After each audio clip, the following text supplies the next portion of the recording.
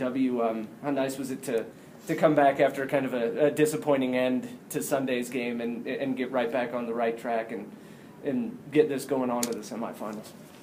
I think we were totally looking at this as a way to stay sharp. We have won the RMAC tournament from this position before, as far as having to play this quarterfinal game, and for us, this is better practice than I think any training session that I can put together.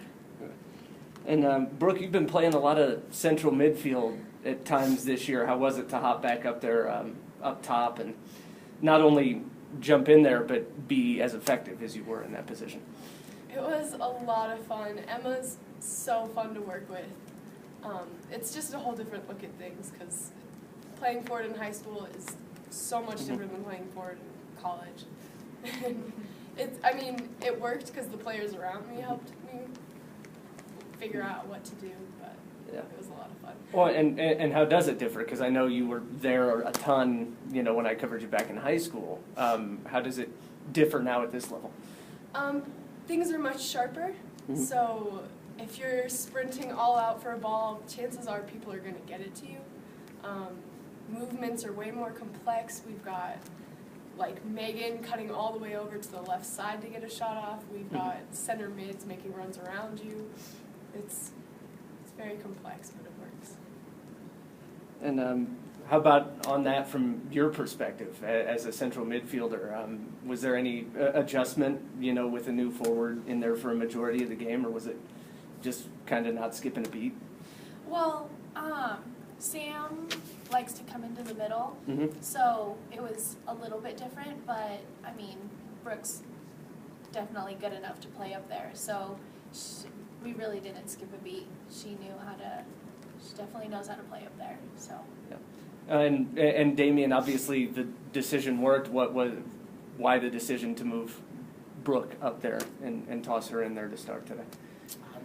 To be honest with you, we did it for 5-10 minutes in the last game, and I think her and Emma think similar as far as how they want to combine and connect passes to get forward, and we thought maybe this is just it. Maybe that we don't necessarily have that same type of threat where we just hammer it forward and have the kid that can get on the end of it.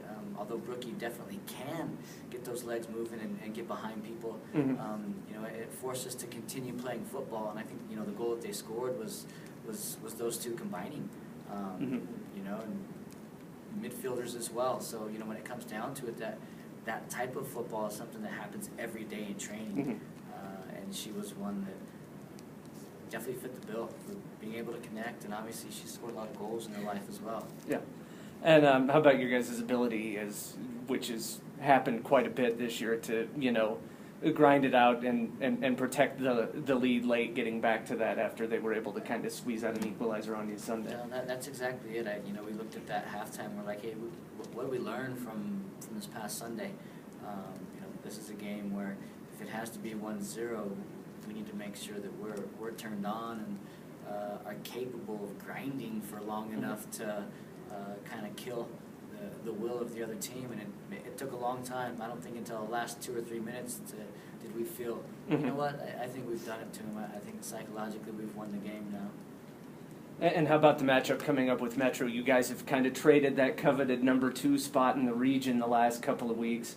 How much are you looking at that as, if we can go in here and we can get, this one, not only are we in the finals, but there's a good chance we'll get a chance to open the NCAAs here instead of having to travel? I don't even know. Are we third right now? Yeah, you're third right behind them. We're trying to take it one half at a time, and we did that today and won the first half and found a way to grind out a draw in the second half, but end up being 1-0. We look at Metro in the same way. Obviously, they're a very good team. It's going to be extremely competitive and challenging game, but this is a team that's quite seasoned and ready to go. And for all of you guys as a whole, is there any worry? You had a 16-8 edge in shots.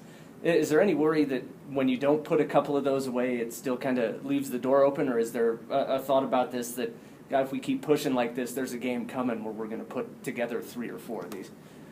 No. What do you guys think? I Yeah, definitely. I mean, we have so many great opportunities, and it'll come. It'll definitely come. Hard work pays off, and I truly believe that. Unfortunately, we got to talk about the injury bug again today. It looked like an ankle thing for Jordan. Yeah. I think. What's the? I don't know. You know, she's I think had to go get an X-ray just to ensure that there's nothing broken.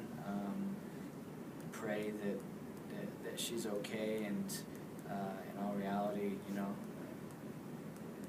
it's a bummer to have to negotiate injury. We're lucky to be as deep as we are and have Carol come in and do what she's done, and obviously Brookie can slide back into that spot if we were to get Sam back. So, we've got a deep enough team, and we're being forced to show it now, which is good.